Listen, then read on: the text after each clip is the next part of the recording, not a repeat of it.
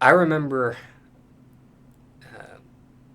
being in conversation with you before, and you mentioned at one point in your music career you were signed to Jive Records. Yeah.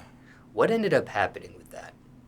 Uh, Jive just crumbled. It was like a when Jive went out of business, I was basically through a distribution with Bedrock.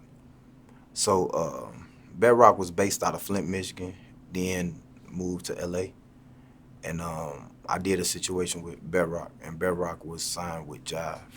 So when Jive kind of like went out of commission, and I think it became like RCA, and they only brought certain artists. You know what I'm saying? So I was like at the beginning, like very beginning. I still was in high school, so I still had a lot more to learn. Though I wasn't. I don't even think I was ready at that time, for real, for real.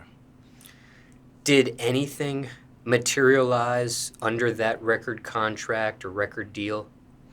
Nah.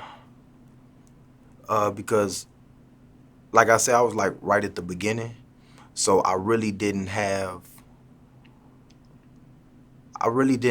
like a lot to lose, for real, at that time. It was just like my first time really being in the game professionally, working with people professionally, doing a little touring, being in studios. So it was kind of like artist development for me. So, just for transparency or clarification, you sign with Bedrock, and then at another point of time, they sign or collab, or not even collab, partner up with Jive Records, or was it Bedrock slash Jive from the get go? Yeah, from the get go. Okay. They was already in deal with them. Do you remember what kind of recording contract or record deal you had back then? Honestly, no. Only reason why I still remember to this day, like I ain't even care at that time. Like I was so young, I ain't even care. Like today is a whole different day to where it's like we focus and get the lawyers on the phone and let's see what this is. No, that don't look right. At that time, I was young, like 17, so I really didn't even care. At that time, you looked at it more so like, oh, I'm just on. You know what I'm saying? So, I mean, I'm glad it went the way it went. Um, I mean, I ain't owe no money. We never marketed anything. We never got a chance to really put out nothing. I did a song with them franchise boys, and then right before we was finna really like go in and push it, it's like everything started slowing down. But I'm actually still cool with Tone to this day. Tone is the guy that signed me. And before I ask you this next question, why was he interested in? What got him to sign you? That sort of thing back then. MySpace. I was doing numbers on MySpace. I think like 20,000 a day. It was like 18,000 a day. I remember. I was in like a little beef. It was a beef in Chicago, between me and another kid named Shorty K, and I had did a diss record, and like the song just was going up, and I reached out to Tone, and Tone was working with my girlfriend at the time. She had paper, her family had paper, and they was paying him to write songs for her. And then I reached out to him, and he was like, "Yeah, I just want to listen to some of your music." He checked it out, and he liked it. He was like, "You a star from day one." So he just had picked me right up, took me to Flint, and then to LA, and we was just working from there. Now, did that contract end on its own? Do you get yourself out of that contract? What ends up happening, technically speaking? Basically, Tone released me. He wasn't trying to hold me back, so he released me. And Jive, the situation that he had with Jive, it wasn't what if they did have funds in the situation, I didn't get none. You know what I'm saying? So I really didn't have nothing to pay back where they could just hold me. It was really all with Bedrock, and Bedrock released me. Was that something you asked for your release, or he does that voluntarily, or? We just had a conversation, and I remember we was in LA, and he was like, "Nah, just do your thing, like turn up." You know what I'm saying? I'm finna start a new label. I'm finna get a new label deal, and this, that, and the third. Just let me hear what you got then, and let's turn up. So it was a cool situation. Back then, to me, cause it wasn't like a you got dropped situation. It was like this was my homie, and he was just releasing me like, nah, do you. And back then, I didn't care if he released me or not, because that was my guy. So it's like, nah, let's just work. And that's what we did. We just worked. If I wanted to stay and do a contract and all, he would have did it. But at that time, he like, you so young, like, I'm in your back pocket. I'm here. And if you want to come back, then we could do it like that. And then just from there, I started doing so much different stuff, meeting so many different people, living so many different places, that I just started growing. So Tone, I just talked to him recently, like, this my guy. So it wasn't a situation where you end on bad terms. Oh, It nah. wasn't a bitter situation where someone held you hostage, so to speak. Oh, nah, no. Tone was cool. Like, our relationship was a good relationship, even still today. We still work with each other, because he a known songwriter, so we still work with each other. Now, okay, before I ask you this next question, have you signed any uh, recording contracts or record deals after that? Yeah, with OTF. So there was a formal contract with OTF. Yeah, I signed with OTF in 2014. I was the first OTF artist. And you're still with OTF? Yeah. Contractually as well? Nah. I'm solo right now. Okay.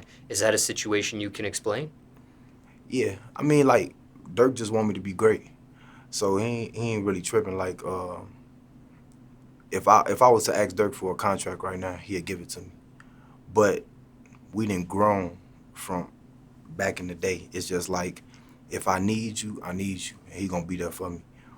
But yeah, like, I'm just not as interested in contracts, not with just Durk. It's like anybody. You want everything to be right. And if it was Durk speaking right now, he'll say the same thing. Like, I want everything to be right. I want my contracts to be right. I want my business to be right. I want everything, my marketing, my promotion, everything got to make sense and add up. And that be the problem. Like, a lot of people, they so quick to take a contract, just like we were speaking about earlier. Back in the day when I was a shorty, so many people would be just so quick to take a contract just because they think that's what's gonna get them where they need to go, not knowing that the work is what gets you where you need to go. Now, how did that contract end, and when did that contract end? I know it began in 2014, as you just mentioned. Yeah, what was it? I had a couple albums, and I fulfilled it. So when I fulfilled it, it was over with, and then I was a free agent, and I could have, like, re-signed, and then I can't even really remember what happened exactly, because me and Durk just been good friends since day one. So it was never really a problem. Like how people be having problems and situations, and that's what end. Nah, it was like we was cool. At the time when my contract was over, it was like, it felt like it wasn't over, because I was still there. And as a matter of fact, you have an OTF chain on now during the interview, and you were also featured on the compilation. Yeah. Which was through Empire. Yeah. And refresh my memory on the title of that compilation. Lawyer Bros. And so even though you're not contractually OTF, you're still OTF. Yeah. And this is what I want to ask you next. I do want to ask you about your feature on the compilation, but I do want to ask you this. There are people for record labels, and there's people against them. Yeah. What should every artist watching this interview know about a record label that's never signed to one yet? The record label is like a machine. So basically, the label, I've seen so many good artists lose being on a label. And then I done seen so many, like, okay artists win being independent. It's just, the more control you have, that's what you want. You really don't want to sign everything over to a label, and now they in charge of everything that you do. So, if I had to give advice, I definitely say stay independent. Do it the best way you can until you get a situation that makes sense where people care about you, they care about your material, they care about you as an artist. They want to see you grow, they want to see you elevate. They want to make money and they want you to make money. So when you find somebody that partner up with you like that, then that's a good situation. You always got to give a little to get a little. So I'm not saying, fuck contracts or fuck labels. What I'm saying is just make sure it's the right situation, because a lot of people fall victim to that. Currently, you're not on any recording contract, no record deal at this present moment of time. No. Have you been offered? Yeah. You've passed on opportunities?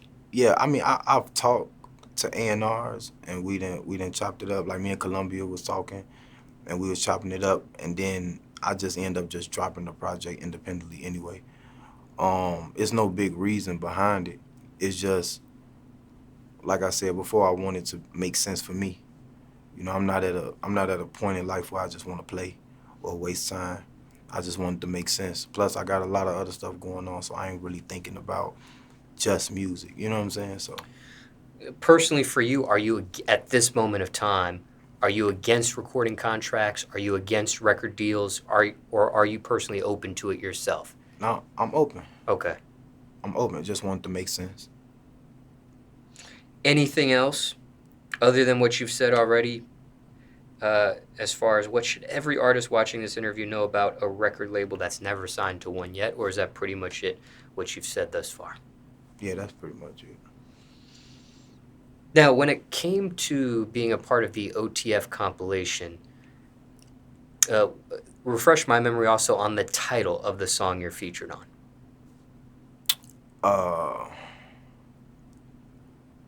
What's the song name again? I forgot. We make so much music, man. We working on Lord Bros too right now too. Ah, okay. I don't have it in front of me, or I'd pull it up myself. But hey, it's crazy. I forgot. But Young Rich Niggas. Yeah. Okay, yeah. okay. And you just have one appearance on there. Yeah. Some OTF artists have more than one appearance. Facts. Why only you one appearance on there? Why not? Why aren't you there a little bit more than just one? That's a good question. I'm gonna ask Durk that. I gotta figure that out. But that was last minute though too. I don't think I was even gonna be on the compilation at all. Me and Durk was playing Call of Duty one night. We was talking, and then he asked me like, "You don't got no songs with like Gang?" And I'm like, "Yeah, I got a couple records," cause me and Buka had a record, but I don't think it was mixed yet. And I'm like, me and Ike got Young Rich Niggas. I sent it to him. He like, "Yeah, this gotta go on there." So, yeah, it kind of made it last minute. Durk just made sure I was on there, and that's love though, cause I ain't even expect to be on there. I know they was working on it, but I just be moving around, they moving around, so it's like we not always in the same place. Then when we do get in the studio, we working, but like I said before with the song with Buka, a lot of the records just weren't mixed yet, so that's why I really ain't sent them over and show people, but yeah, I made it, so it was worth it though. Now, you answered a question that I was going to ask, which was, how was this compilation even structured? Was it something where all the OTF artists are in one huge recording studio with multiple rooms and everybody's jumping on this and jumping on that? Or is it a situation where maybe there's an open verse and a person's voice fits just for that verse, or subject matter fits for that person? Or if it was in a situation like you just described where you had a song that was already done and it's just added to the list, so to speak. Yeah, like, it was definitely like a time where just everybody was going in the studio, because I was coming to a lot of them sessions. I just wasn't getting on records. So I was there when everybody was working on Lawyer Bros. It was like big studio session, couple rooms, 3 rooms, and everybody just in and out working. Durk saying, "Hey, jump on this." Buka, "Hey, come jump on this." Ike, jump on this. Whoop, jump on this. So it's like everybody was just working with each other. All the songs didn't make it, and I think I did a record. I did a record probably that we didn't even pick up. I forgot who I did the record with, but yeah, when I showed him Young Rich Niggas, he was like, "Yeah, this fit the album, so let's go." But young rich niggas not even that old, so it's kind of like the same as if we was just in there working, because it was all us in the studio and we made young rich niggas. Now, I know we've conversed before, but I think this is the first time, correct me if I'm wrong, this is the first time I've seen you with an OTF chain? Yeah, Never had an OTF chain before? nah. Okay. Do you remember how you were gifted this OTF chain? Yeah, Durk got it for me. Was it a surprise? You knew this was coming? Give me the story if there is one on it. Nah, he had just hit me, and he was like, I'm gonna send you to Wafi, cause Wafi the jeweler. He was like, I'm gonna send you to Wafi, go get your chain. All the guys getting their chain right now. Go get your chain. I don't want you to feel left out. I was like, oh no, for sure. He was like, yeah, cause it was a couple more people he had to tell to go get it. And he was like, I'm finna go call them, but I just wanted to call you, let you know, like go grab your chain. I'm like, oh, that's love. Was it a total surprise or you knew this was coming? Nah, it was a surprise at first. This was something that was never talked about or something you asked for? Like, hey, when am I gonna get that OTF chain? Matter of fact, I think on Instagram I said it was a video I put up probably like 2-3 years ago, and we was joking, and I'm like, "What my OTF chain?" And he was laughing, I was laughing, and no, we never really stressed about it. I never really stressed about like having one. It's like when you know you for real, like OTF, and this is family, and this is none of that really solidify anything. You know what I'm saying? So yeah, it was a surprise though for sure. I definitely appreciate it though. Was this your first chain ever? Nah. Was this your first chain someone actually gifts you? Yeah. I know you appreciated it, as you mentioned.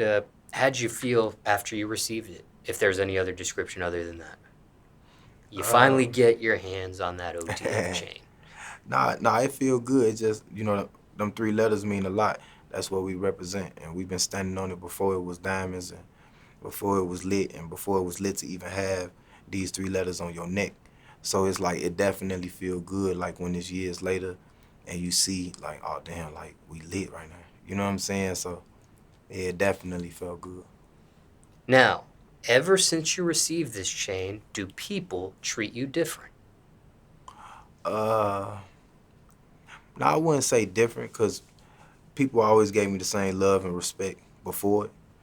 But like if we on tour or something, like fans will see me and it'll make people notice more, like, oh shit, that's Hypno. You know what I'm saying? So it's like it just bring more attention to you. If a person do see it and be like, damn, they were OTF, and then motherfucker like, oh yeah, that's Hypno. So it's like a double take moment. No noticeable difference between other rappers? Like other rappers maybe respecting you more or taking you more serious in a sense, or maybe wanting to do songs or collab with you now that they see this chain around your neck and things of that nature? It's kind of been the same. Okay. Any rappers that I kind of done been around with the chain on, I done already knew these niggas, been around these niggas, so it's like the respect been there. What about women? Any difference in women when they see the chain around your neck versus when you didn't have it before? Yeah. Nah, I you know what? If they do, I ain't really peep it, or I don't really know. You know what I'm saying? Cause even before the chain, like even before Durk had his chain, and this years ago, it was already like lit. It was already like they was just cool with just being around and seeing us. Damn, you know what I'm saying? So it's like the chain is kind of like, I don't know, it's regular. It's just a piece of jewelry. You know what I'm saying? Now maybe they do see it and they might get, you know what I'm saying, excited or something. I don't know, but it just feel regular for me. It don't feel like different. You know what I'm saying? Okay. 2 more questions in regards to the chain, and I'll be done. Okay, but I'll use this term respectfully. When you finally receive the chain, you go up with it on your social media, your Instagram, for example. And if people aren't familiar with your Instagram, what is that user name or handle there? Hypno Carlito. Was this instant clout, so to speak, when you receive the chain and you go up with it on social media and everybody sees it? A lot of people just like, damn, you finally got your chain.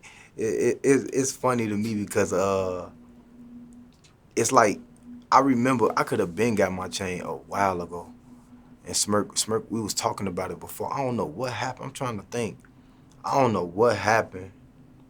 It was some, like, they even called me. They FaceTimed me at the store with the jeweler. I can't remember exactly what happened. I don't want to just be lying on camera. But it really wasn't a super big deal to me. It didn't feel like clout. It just like, it's something that I've been a part of. So you didn't have people that are comment like, damn, you finally got your chain. But it's like, that shit don't define nothing. You know what I'm saying? Like, all it show is like, shit, we just getting more money. Shit just getting more lit. That's all it is. But we been doing this shit. We been touring. We been rocking shit, millions of views, all type of shit. So Now, my final question, I told you, was 2. This is the last one I have about the chain. yeah.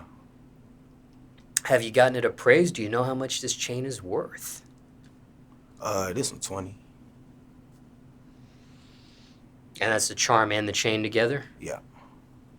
And Wafi did both? Yeah. Unlimited jewelry. Yeah. Shout out Unlimited Jewelry too. What was he like? Oh, Wafi cool. Wafi cool.